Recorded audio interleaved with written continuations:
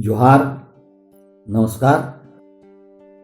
मैं सुधाकर पुनः आपके धरोहर यूट्यूब चैनल में पिछले 7वें एपिसोड के बाद झारखंड के वीरों की गाथा को आगे बढ़ाते हुए इसके 8वें एपिसोड को लेकर उपस्थित हूँ।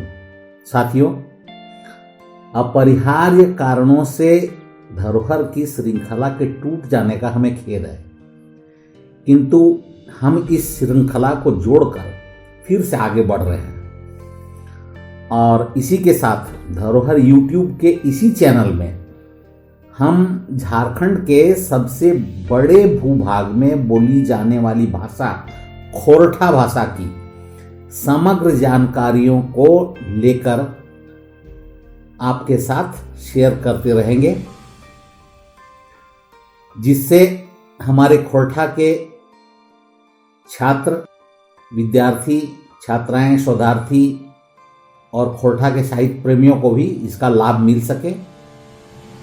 तो आइए सुने हम झारखंड के वीरों की गाथा का अगला भाग 2। इसके पिछले एपिसोड अर्थात 7वें एपिसोड में हमने सन 1831 में कोल विद्रोह की गाथा में जाना था कि अंग्रेजों द्वारा किए गए भीषण जनसंहार के बाद अन्य जनजातीय क्षेत्रों में आज़ादी की लड़ाई को तेज किया गया था। इसी कोल विद्रोह की अगली कड़ी का नेतृत्व, उसकी अगुवाई वीर बुधू भगत ने किया। शिल्ली के निवासी बुधू भगत जी ने ईस्ट इंडिया कंपनी के खिलाफ जिस व्यवस्थित और संगठित तरीके से क्रांति का संचालन किया, उसके विषय में हमारे इतिहासकार डॉक्टर दिवाकर मींज के अनुसार इसका प्रभाव दूर दूर तक पड़ा। ऐसा पहली बार हुआ कि घाटी में फूटे विद्रोह की आग मुंडा क्षेत्र को पार कर नागपुर के पठार और उरांव के क्षेत्र में प्रविष्ट कर ली। वहां पहले से ही अंग्रेजों से खार खाए बैठे उरांव ने बुधू भगत की अगुवाई में इस आग से पठार को तप्त कर दिया था और फिर डाल्टनगंज गढ़वा होते हुए इस विद्रोह की आग की लपटें अवध की सीमा को भी झुलसाने लगी थी।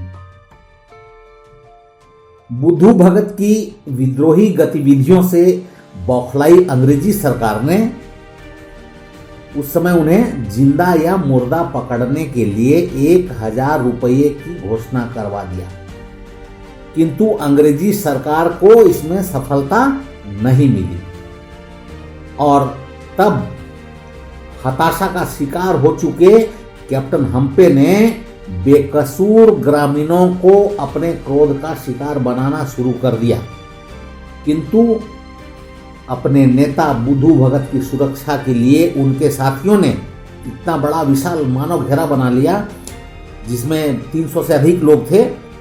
उस मानव घेरा के केंद्र में अपने नेता बुधू भगत को रखकर अंग्रेजों की गोलियां खाते रहे, उनका सामना करते रहे और अंततः जब स्वयं बुधू भगत भी 13 फरवरी सन 1882 को अंग्रेजों की गोली खाकर धरती पर गिरे, तो कैप्टन हम्पे ने तत्काल अपनी तलवार से उनका सिर कलम कर दिया और बुधू भगत शहीद हो गए।